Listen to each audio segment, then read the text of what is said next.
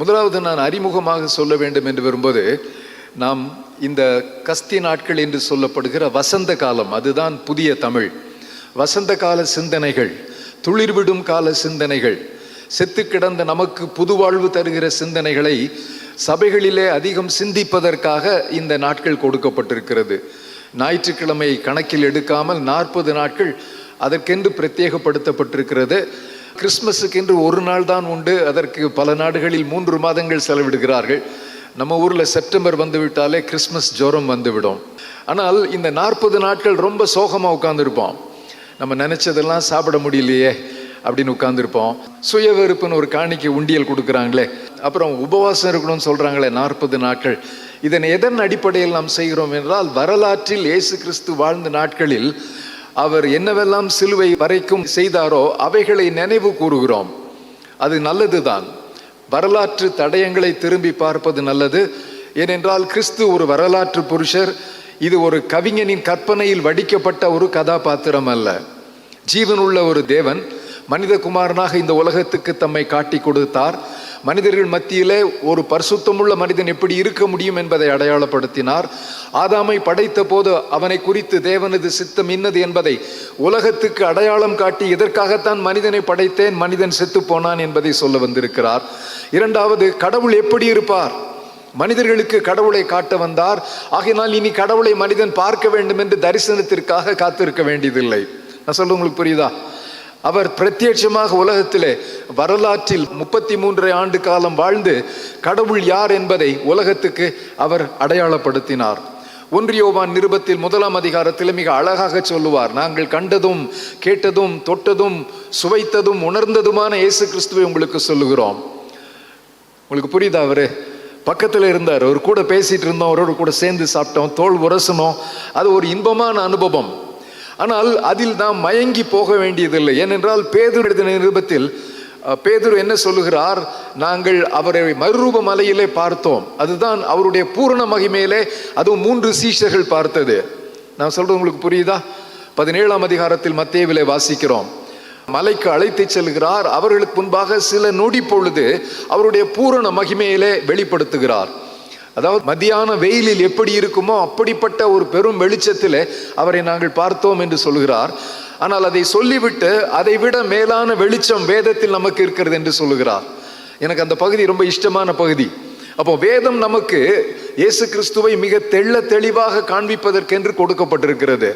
இனி அவரை நாம் பார்க்க வேண்டும் என்று என்ன செய்யக்கூடாது? கண்ணை மூடிட்டு இருக்க முடியாது. கேட்குறீங்களா நான் சொல்றத? ஆண்டவரே தரிசனம் தாரும், தரிசனம் தாரும்னா வேறு ஏதாவது ஒரு தரிசனம் தான் உங்களுக்கு கிடைக்கும். அப்போ வேதத்தில் தான் இயேசு கிறிஸ்துவை நாம் இன்றைக்கு சமகாலத்திலே சந்திக்க முடியும்.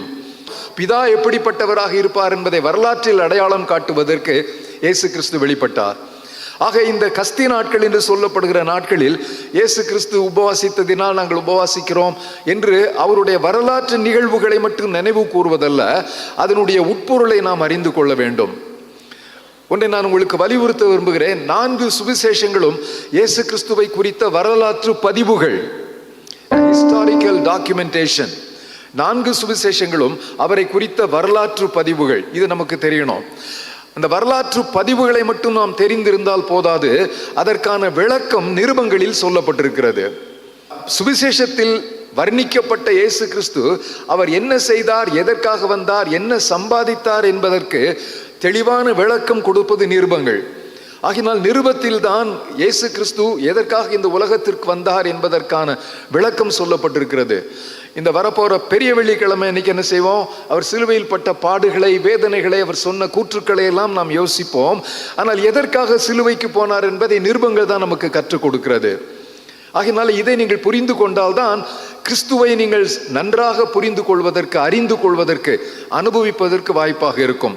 இந்த முன்னுரையோடு கூட 1 கொரிந்தியருக்கு எழுதின கடிதம் 2ஆம் அதிகாரத்திலே 2 வசனங்களை நான் உங்களுக்கு வாசிக்க விரும்புகிறேன். 18ஆம் வசனம், 22ஆம் வசனம். 18ஆம் வசனத்தை வாசிக்கிறேன். சிலுவையை பற்றிய உபதேசம் கெட்டு போகிறவர்களுக்கு பைத்தியமாக இருக்கிறது, ரட்சிக்கப்படுகிற நமக்கோ தேவ பலனாய் இருக்கிறது. சிலுவையை குறித்த உபதேசம் அல்லது சிலுவை என்னும் உபதேசம், இந்த வார்த்தையை நீங்கள் மனதில் வைத்துக் கொள்ள வேண்டும். அடுத்த வசனம், 23ஆம் வசனத்தை பாருங்கள். நாங்களோ சிலுவையில் அறையப்பட்ட கிறிஸ்துவை பிரசங்கிக்கிறோம். சிலுவை என்கிற வார்த்தையை பயன்படுத்தினார். சிலுவையில் அறையப்பட்ட கர்த்தராகிய இயேசு கிறிஸ்துவை குறித்து பேசினார். சிலுவை, கர்த்தராகிய இயேசு கிறிஸ்து, இது ரெண்டையும் நம்முடைய மீட்பின் திட்டத்தில் பிரிக்க முடியாதது. இதை நாம் புரிந்து கொள்ள வேண்டும். ஏன் அவர் கல்வாரிக்கு போனார்? ஆண்டவர் சிலுவையிலே நமக்காக அகோர பாடுகளை அனுபவித்தார். இந்த கஸ்தி நாட்களில் அந்த பாடுகளுக்காக மட்டும் வருத்தப்படுவதல்ல நம்முடைய பெரிய வெள்ளிக்கிழமையினுடைய நோக்கம். வரலாற்றில் அவர் நமக்காக பாட அனுபவித்தார். குற்றம் செய்யாதவர், பாவம் அறியாதவர், பாவம் இல்லாதவர். அவர் நமக்காக பாவமானார். நமக்காக சரீரத்தில் அவர் வாதிக்கப்பட்டார். அவர் நமக்காக அந்த கேடு அடைந்தார். மன ரீதியாக அல்லது உள ரீதியாக, ஆத்ம ரீதியிலே, சரீரத்திலே அவர் அடைந்த வேதனைகளை பற்றி அறிந்து கொள்வதற்காகத்தான் அவர் சிலுவையிலே அவருடைய பாடுகள் நமக்கு பிரத்யட்சமாக படக்காட்சி போல காண்பிக்கப்பட்டது. எதற்காக பாடுபட்டார் என்பதை நாம் யோசிக்க வேண்டுமே தவிர, அவர் மரித்து விட்டார், இன்றைக்கு பெரிய வெள்ளிக்கிழமை ரொம்ப கனத்த நாள் என்பதனால் அல்ல. அது மிக முக்கியமான நாள். ஏன் பெரிய வெள்ளி என்று சொன்னோம்? ஒரு வருத்தத்தின் வெள்ளி என்று சொல்லாமல், அந்த வெள்ளிதான் ஒரு திருச்சபைக்கு திருப்புமனை, மனித வரலாற்றுக்கு ஒரு திருப்புமுனை, மனிதனை தேடுகிற மனிதனுக்கு ஒரு திருப்புமுனையாக அமைந்திருக்கிறது. ஆக சிலுவை இன்றியமையானது. A very important milestone in the life of a Christian. இது நமக்கு முதலாவதாக தெரிந்திருக்க வேண்டும். சிலுவையில் அறையப்பட்ட கிறிஸ்து. ஏன் சிலுவையும் கிறிஸ்துவையும் பிரிக்க முடியாது என்று சொல்லுகிறேன்? அந்த காலத்தில் பெர்ஷியர்கள் அரசுக்கு எதிராக கொடும் குற்றங்களை நிகழ்த்தியவர்கள், சமுதாயத்திற்கு எதிராக கிளர்ச்சி செய்தவர்களை நூற்றுக்கணக்கான, ஏன் ஆயிரக்கணக்கான கம்பங்களிலே கட்டி அவர்களை ஆணி அடித்து எல்லா மக்களுக்கு முன்பாக காட்சி பொருளாக வைத்திருப்பார்களாம். எதற்காக? அரசுக்கு விரோதமாக நீங்கள் கலகம் பண்ணினால், தேச துரோகம் செய்தால் உங்களுக்கு இதுதான் சன்மானமாக கிடைக்கும், இது உங்களுக்கு அரசு கொடுக்கிற மௌன எச்சரிக்கை என்று வைத்திருப்பார்களாம். அந்த சிலுவையிலே பிணங்கள் தொங்கும், கழுகுகள் வந்து சாப்பிடும், நாள் கணக்காக அந்த பிணங்கள் இருக்கும். அந்த வழியாக போகிறவர்கள் அதை பார்க்கும்போது அவர்கள் மலைத்து போய் மிரண்டு போய் இருப்பார்களாம். அரசுக்கு விரோதமாக கலகம் செய்ய மாட்டார்களாம். அப்படிப்பட்ட ஒரு அவமானத்தின் சின்னம். உலகத்திலேயே ஒரு மனிதனை கொலை செய்வதற்கு இருக்கின்ற மிக கொடூரமான ஒரு ஆயுதம் என்றால் சிலுவை என்று சொல்லுகிறார்கள். ஆகினால்தான் கொடும் வேதனைக்கு இன்றைக்கு உலகம் பயன்படுத்துகிற வார்த்தை சிலுவை வேதனை என்பது. ஆங்கிலத்திலே எக்ஸ்க்ரூஷியேட்டிங் பெயின் என்று சொல்லுகிறார்கள். நீங்க கேள்விப்பட்டிருப்பீங்கன்னு நினைக்கிறேன். எல்லாரும் கிறிஸ்துவை அறியாதவர்கள் கூட இந்த வார்த்தையை பயன்படுத்துகிறார்கள். Excruciating pain. சிலுவையை தான் எக்ஸ்க்ரூஷியேட்டிங் என்கிற வார்த்தையின் மூலமாக மறைமுகமாக சொன்னார்கள். அப்படின்னா இயேசு கிறிஸ்து உங்களுக்காகவும் எனக்காகவும் முழு மனுக்குலத்துக்காகவும் வேறு எந்த மனிதனும் அனுபவிக்காத ஒரு அகோர வேதனை அனுபவித்தார். அது வேதனையின் ஒரு புறம். சரீர உபாதையை பற்றி மட்டும் நாம் பெரிய வெள்ளிக்கிழமையில் சிந்திக்க கூடாது. அதில் மிக முக்கியமானது என்ன? என் தேவனே, என் தேவனே, ஏன் என்னை கைவிட்டீர் என்கின்ற ஒரு ஓலத்தை எழுப்புகிறாரே. கைவிடப்பட்ட நிலைமை அல்லது கையறு நிலை என்று தமிழிலே சொல்கிறார்களே. கடவுளால் கண்டுகொள்ளப்படாத அளவுக்கு இதுவரைக்கும் பிதாவே பிதாவே பிதாவே என்று பேசிக் கொண்டிருந்தவர் இப்பொழுது பிதாவே என்று கூப்பிடவில்லை. ஏன் கூப்பிடவில்லை? தேவனால் கைவிடப்பட்டிருக்கிறார். பாவம் அவர் மேல் சுமத்தப்பட்டது. அந்த 3 மணி நேரமும் அந்த அகோர வேதனை அவர் சுமந்தார். அதனால் இயற்கை கூட அதை பொறுத்து கொள்ள முடியாமல் இருண்டு போனது, பூமி அதிர்ந்தது என்று வேதம் பதிவு செய்திருக்கிறது. ஒரு அகோர வேதனை அவர் சந்தித்தார். அது உங்கள் பாவத்தையும் உலகத்தாரின் பாவத்தையும் அவர் சுமந்த போது தேவனால் கைவிடப்பட்ட நிலைமை. அது என்னது? பாவம் செய்த போது ஆதாம் எப்படி தேவனுடைய சன்னதியிலிருந்து விரட்டப்பட்டானோ, அதற்கு பிறகு வரலாறு முழுவதும் மனித குலம் அடைந்திருக்கும் எல்லா வேதனையையும் ஒட்டுமொத்தமாக அவர் சுமந்ததை குறிக்கிற ஒரு வார்த்தை. கைவிடப்பட்ட ஒரு நிலைமை. அது ஒரு ஆத்தும வருத்தத்தின் பலன் என்று வேதம் சொல்லுகிறது. ஏதோ சரீர உபாதையை பற்றி மட்டும் நினைப்பதற்கல்ல இந்த கஸ்தி நாட்கள். அவர் ஆத்துமத்திலே நமக்காக அனுபவித்த கடும் அகோர வேதனை. பிதாவை விட்டு பிரிக்க முடியாதவராக இருந்தவர். நானும் பிதாவும் ஒன்றாகவே இருக்கிறோம் என்று யோவான் எழுதின சுவிசேஷத்திலே பலமுறை சொன்னவர் இப்பொழுது பிதாவோடு பிரிக்கப்பட்டு விட்டார். இந்த கைவிடப்பட்ட நிலைமையை உங்களுக்காகவும் எனக்காகவும் அவர் சம்பாதித்தார். அப்போ சிலுவை என்பது என்ன? கடவுள் யார் என்பதை காட்சிப்படுத்தியது. பாவம் எவ்வளவு அகோரமானது என்பதை காட்சிப்படுத்தியது. கிறிஸ்து நமக்காக சிலுவையிலே அவர் சம்பாதித்த மன்னிப்பு எப்படிப்பட்டது என்பதையும் நமக்கு காண்பிக்கிறது. வேறு எங்கும் இந்த மூன்றும் ஒன்று போல வெளிப்படவில்லை என்று ஒரு தேவனுடைய மனிதன் சொல்லுகிறார். Everything converges on the cross of Christ. Christ, his great salvation, the mysterious forgiveness, the sin of the world, everything converged in one place. ஒரு பிரிசம் கேள்விப்பட்டிருக்கீங்களா? பிரிசம் கேள்விப்பட்டிருக்கீங்களா? முக்கோணமாக இருக்கிற ஒரு கண்ணாடி. விஞ்ஞானம் படித்தவங்களுக்கு தெரியும், நானும் அதுக்கு மேலே ரொம்ப படிக்கல, பயந்துடாதீங்க. ஒளிக்கீற்றுக்களை அந்த பிரிசத்தின் வழியாக விட்டீங்கன்னா என்ன செய்யும்? பல கதிர்களாக வெளியில் வரும். அதான் விப்ஜிஆர்னு சொல்கிறோம். ஒளி ஒன்றுதான் பார்ப்பதற்கு வெண்மையாக தெரிகிறது, ஆனால் அதில் எத்தனை கதிர்கள் இருக்கிறது? எண்ண முடியாத பல கதிர்கள், ஷேட்ஸ் ஆஃப் கலர்ஸ். அப்போ உலகத்தார் எல்லாருடைய பாவங்கள், உலகத்தின் அத்தனை பாவங்களையும் அவர் சுமந்தார். சிலுவையிலே அங்கே சங்கமித்தது. அதை அவர் சுமந்ததினால் அவர் நம்முடைய மீட்பராக மாறினார். நான் சொல்றது எவ்வளவு தூரம் உங்களுக்கு புரியுதுன்னு தெரியல. இந்த பிரிசம் எல்லாம் மறந்துருங்க. சிலுவையிலே மன்னிப்பு அரங்கேற்றப்பட்டது. கடவுளின் பரிசுத்தம் வெளிப்படுத்தப்பட்டது. கடவுளின் அடையாளம் உலகத்துக்கு சொல்லப்பட்டது. பாவத்தின் அகோரம் உலகத்துக்கு காட்சிப்படுத்தப்பட்டது. கடவுள் எவ்வளவு நீதி உள்ளவர் என்பதை காட்சிப்படுத்தப்பட்டது. கடவுள் அன்புள்ளவர், மனிதனை காப்பாற்ற வேண்டும். கடவுள் நீதி உள்ளவர், மனிதனை தண்டித்தாக வேண்டும்.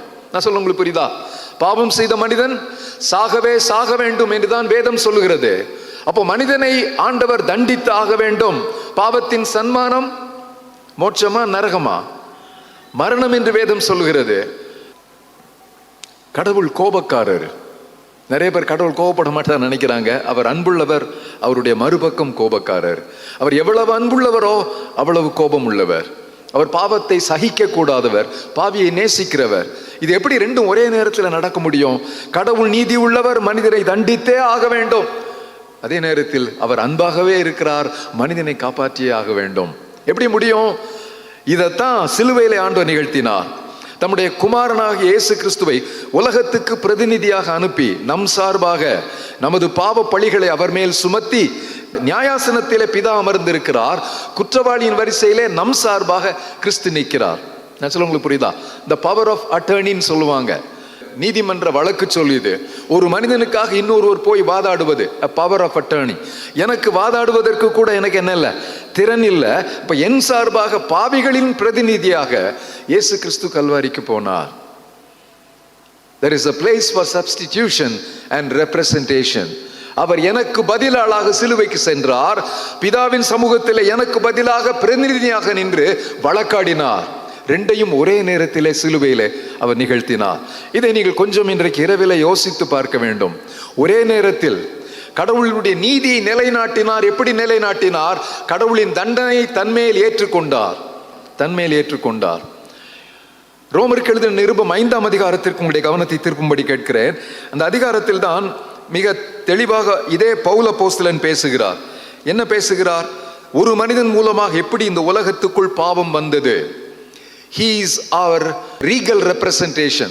அவன் எல்லா மக்களுக்கும் தலைவன். ஆதியாகமம் 5ஆம் அதிகாரம் 1ஆம் வசனத்திலே அவன் ஒரு மனிதன் அல்ல, அவன் ஒரு கோத்திரம் என்று சொல்லப்பட்டிருக்கிறது. ஒரே இரத்தத்தினால் எல்லாரையும் தோன்ற பண்ணினார் என்று அப்போஸ்தலர் 17ஆம் அதிகாரத்தில் பவுல் சொல்லுகிறார். இந்த உலகத்துல வெவ்வேறு ரத்தம்னு சொல்ல நினைச்சிட்டு இருக்கிறாங்க.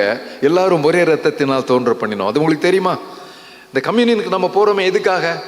அந்த ஒரே இரத்தத்தினால் நாம் மீட்கப்பட்டோம் என்பதை சொல்லுவதற்காக. சிலுவைக்கு முன்பு நாம் எல்லாரும் சமம் என்பதற்காக. உயர்வும் இல்லை, தாழ்வும் இல்லை, ஏழை இல்லை, பணக்காரன் இல்லை, படித்தவன் படியாதவன், ஏழை பணக்காரன், எந்த பாகுபாடும் இல்லாமல் நாம் எல்லாரும் கிறிஸ்துவுக்குள் தாகம் தீர்க்கப்பட்டவர்கள் என்பதை காட்டுவதற்காகத்தான் அடையாளமாக நாம் போகிறோம்.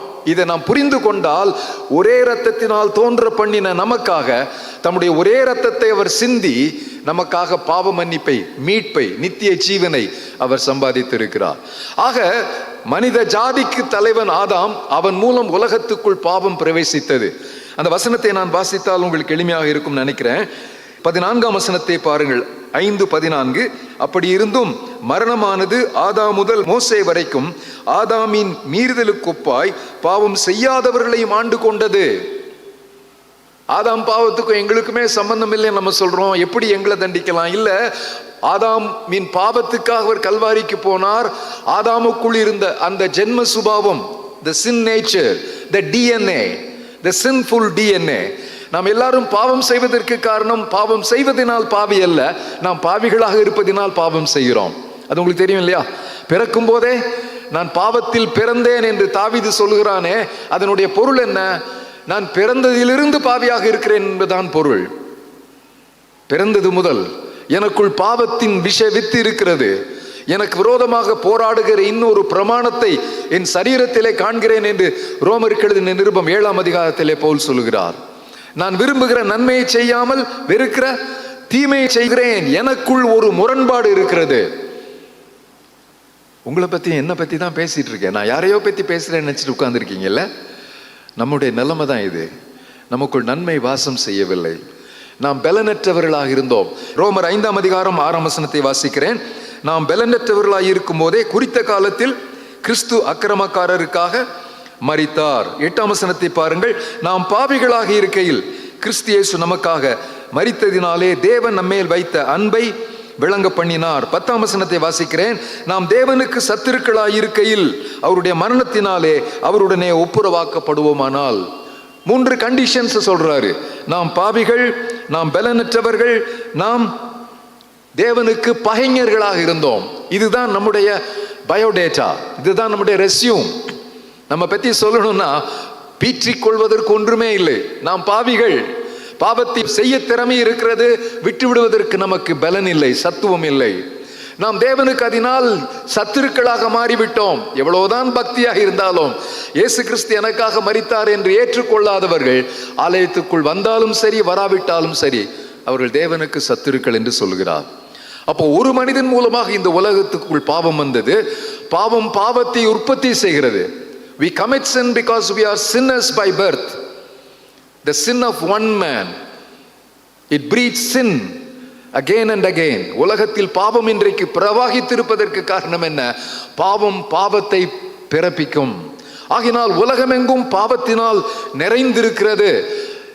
ஒரு மனிதன் மூலமாக பாவம் செய்யாதவர்களையும் பாவம் ஆண்டு கொண்டது என்று சொல்லிவிட்டு அதுக்கப்புறம் நீங்க பாருங்க 19ஆம் வசனத்தை 5:19 யாராவது வாசிப்பீங்களா? அன்றியும் ஒரே மனுஷனுடைய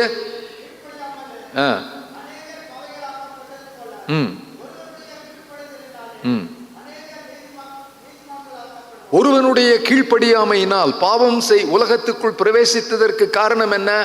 ஆண்டவர் சொன்ன விலக்கப்பட்ட மரத்தின் கனியை அவர்கள் புசிக்க துணிந்தார்கள்.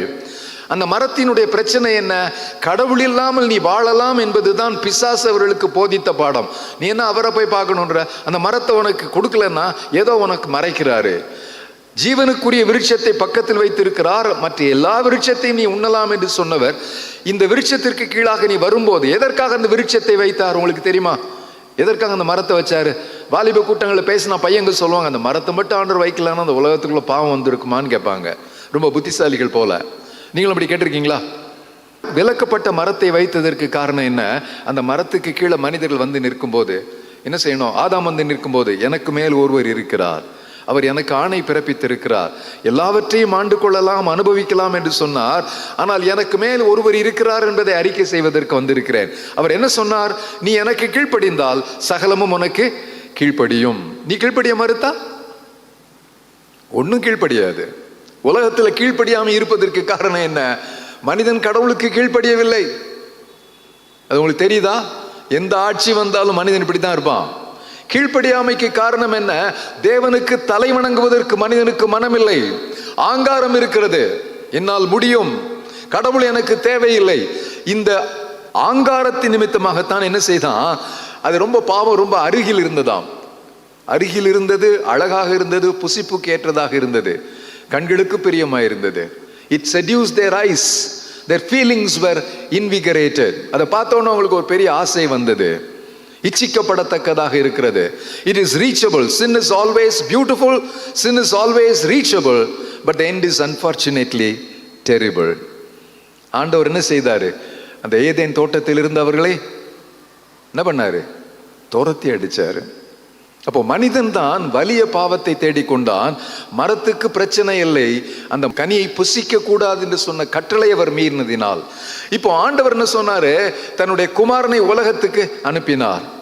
யோவான் 3:16 நம்ம எல்லாருக்கும் சண்டே ஸ்கூல்ல சொல்லி கொடுத்த முக்கியமான வசனம். தேவன் தம்முடைய ஒரே பேரான குமாரனை, the only begotten son, அப்படின்னு அர்த்தம். the one and the only son, the unique son. அவரை போல இவர் ஒரு இல்லை. கடவுளை தத்ரூபமாக உலகத்துக்கு காட்ட வந்த இயேசு கிறிஸ்துவை இந்த உலகத்துக்கு அனுப்பி என்ன பண்ணாரு? அவ்வளவாய் அன்பு கூர்ந்தார். அவரை விசுவாசிக்கிறவர்களுக்கு நித்திய ஜீவனை அவர் வாக்கு கொடுத்தார். அந்த வசனத்தை எல்லாரும் சேர்ந்து சொல்லாமா?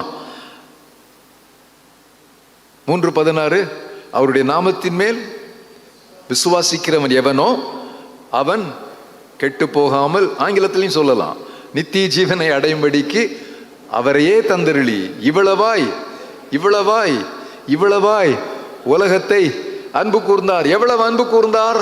தம்முடைய ஏக குமாரனையே. என்ன மாதிரி ஒரு நோஞ்சான காப்பாத்துறதுக்கு வானத்தையும் பூமி உண்டாக்கிய ஆண்டவர் வந்திருக்கிறார்னா பாருங்களேன். attorney is a very powerful attorney.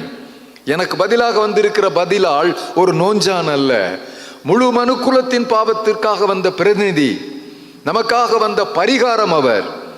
அவர் நமக்காக வந்த பதிலாள், நமக்காக வந்த பரிகாரம், நம்முடைய பிரதிநிதி. அவர் நமக்காக சிலுவையிலே சம்பாதித்தார். அவருடைய கீழ்ப்படிதலாலே நமக்கு நித்திய ஜீவன் வழங்கப்பட்டது. இதுதான் சுவிசேஷத்தின் சாராம்சம். அப்படின்னா சுவிசேஷம் என்றால் என்ன? Adam was the regal head and Jesus Christ was our legal head. Legal, நீதியின்படி அவர் நம்முடைய பிரதிநிதி. பிதாவினுடைய நீதியை நிலைநாட்டுவதற்கு பிதாவின் பிரதிநிதியாக வந்ததினால் அவருக்குள் நாம் எல்லாரும் மீட்கப்பட்டு விட்டோம். இனி அவருக்கு பின்பு அவரை விசுவாசிக்கிறவர்கள் பாவிகளோடு இருக்கிற இணைப்பிலிருந்து தங்களை துண்டித்துக் கொள்கிறார்கள். We sever our connectivity from sin and the sinful world. இயேசு கிறிஸ்துவை ஏற்றுக்கொள்வதனால் நமக்கு கிடைக்கின்ற மிக பெரிய ஆசீர்வாதம் இது.